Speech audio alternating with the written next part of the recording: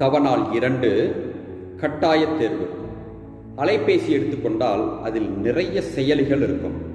அந்த செயலிகளுக்குள் செல்லும் பொழுது 2 வகையான தேர்வுகள் நமக்குள் இருக்கும். ஒன்று கட்டாயத் தேர்வு. அந்த கட்டத்தில் இருக்கக்கூடியவற்றை நிரப்பினால் மட்டுமே அடுத்த கட்டத்திற்கு செல்ல முடியும். இதுதான் கட்டாயத் தேர்வு. அது அம்பு குறியிட்டோ அல்லது வேறு ஏதாவது குறியிட்டோ காட்டப்பட்டிருக்கும். சிலவற்றை நாம் தாண்டி சென்று விடலாம். அது கட்டாய தேர்வு அல்ல, விருப்பத் தேர்வு. அதை நிரப்பினாலும் நிரப்பலாம், நிரப்பாவிட்டாலும் விட்டுவிடலாம். அதே போன்ற ஒரு தேர்வை பற்றித்தான் இன்று ஆண்டவராகிய கடவுள் முதல் வாசகத்தில் சொல்கின்றார். 2வது நாளாகிய இன்று உங்கள் முன்பாக நான் விருப்பத் தேர்வை வைக்கின்றேன்.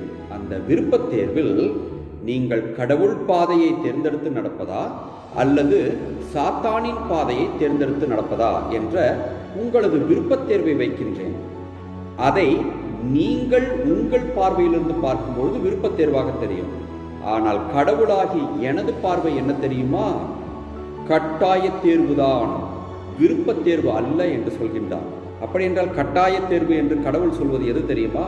நீங்கள் தேர்ந்தெடுக்க வேண்டியது கடவுளின் பாதையைத்தான் என்பதைத்தான் முதல் வாசகத்தில் இன்று சுட்டிக்காட்டுகின்றார்.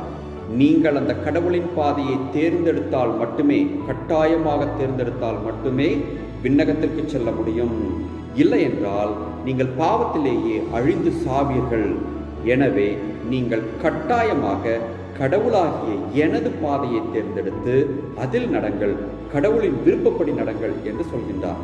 தவநாட்களில் நாம் செய்ய வேண்டியது இதுதானே. 2ஆம் நாளாகி இன்று கடவுள் வைக்கின்ற கட்டாய தேர்வை நாம் சென்று எழுதினால் மட்டுமே விண்ணகராஜ்யத்திற்குள் நுழைய முடியும் என்பதை உணர்ந்து பார்த்து கடவுளின் கட்டாய தேர்வான கடவுளின் பாதையை தேர்ந்தெடுத்து அதில் நடக்க கற்றுக்கொள்வோம்.